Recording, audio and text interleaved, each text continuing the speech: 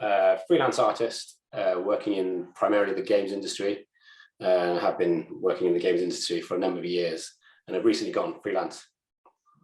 Started using Blender a little bit after the 2.8 release, when it had big changes. Before that, I never used it because not a lot of good was said about it. So I've been a long time Maya user up until that point. Still use Maya, but now Blender's probably my main software. I have a bunch of software that I use. I use ZBrush, Substance Painter, Marmoset, Toolbag, and others ones. But Blender's become my software that I kind of pipe everything through.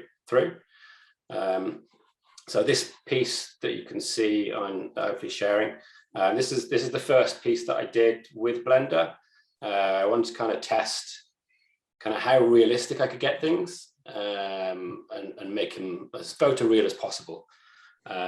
So I'll try and play this. I don't know how well it'll work being a screen share, but I'll play it anyway. So there might be a bit of lag. So obviously playing via my screen.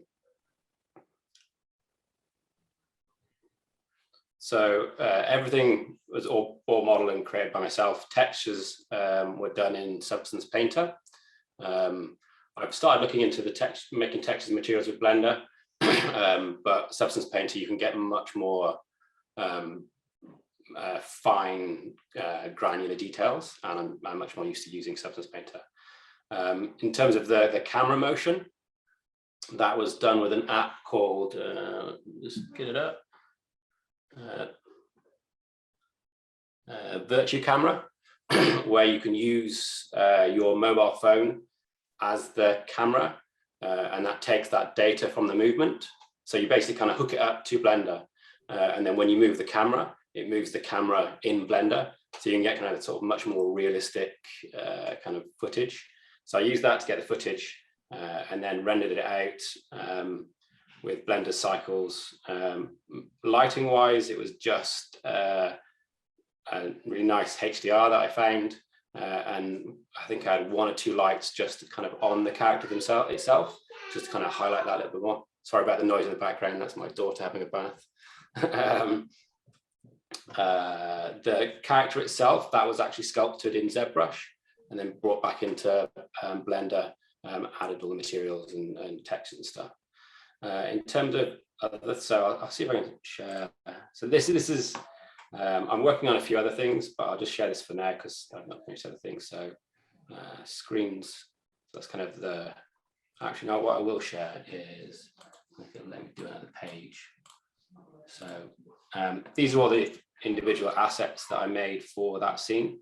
Like I say, I've been with this particular project, it was to capture realism as much as possible, kind of how light works on things, how the material qualities are.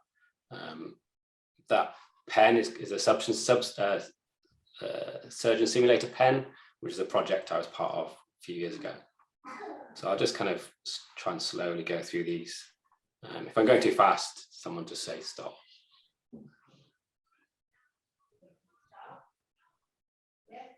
To get the material quality of this, I might do a little kind of slideshow at some point and share it with you guys.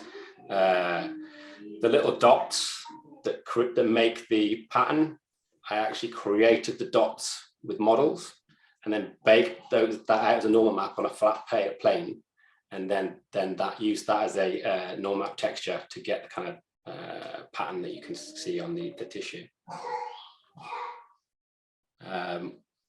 With the little pins inside this, that was using Blender's physics. So I made 1 pin, duplicated them, used the physics in the pot, and then get them all falling into the pot nicely.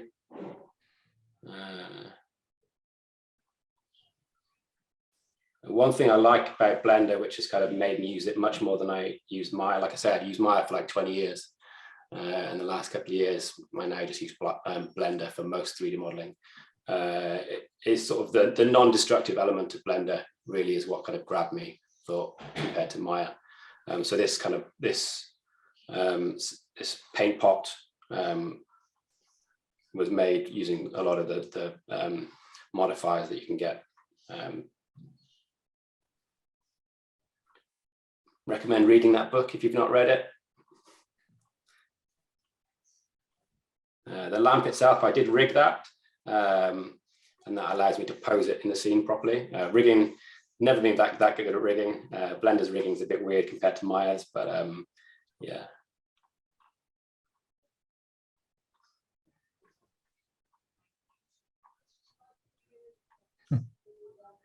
The bread, the way I did the bread is actual photogrammetry. So I took a lot of photos of the actual bread itself, and then just kind of, obviously with the photogrammetry software, just gives you a mesh, and then from that mesh you can create a slightly lower res mesh and bake all the details from that high res mesh onto the lower res mesh.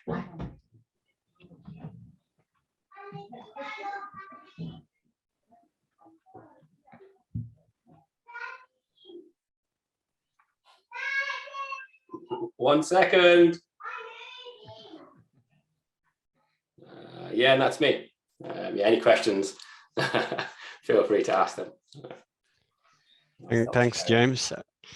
When you submitted your pictures, first I thought you 3D printed the character and you took some pictures of it. It took me a while to realize, until I realized it was a render. As in, I realized when I saw your Tamiya paints, and Tamiya is a paints brand with a small Substance logo. I was like, this must be a render. So yeah, really nice. Thank you, thank you. Yeah, I mean, you can tell if I show you. Yeah, I mean, a lot of my friends that have seen it that don't do CG, they thought it was real, which is good. I mean, it's good that I achieved sort of that goal. Yeah, I'll share some of the others because you can sort of. I did some what they call clay renders, which you can see where it's quite clearly CG versus real.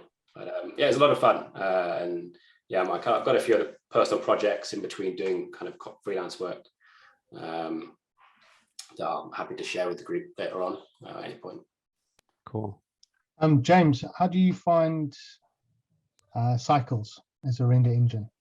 I really like it. Yeah, I really like it. With sort of my line of work, it's all real-time stuff, and I actually started using Blender for Eevee because I wanted to kind of get some pre-biz stuff done quickly for some work.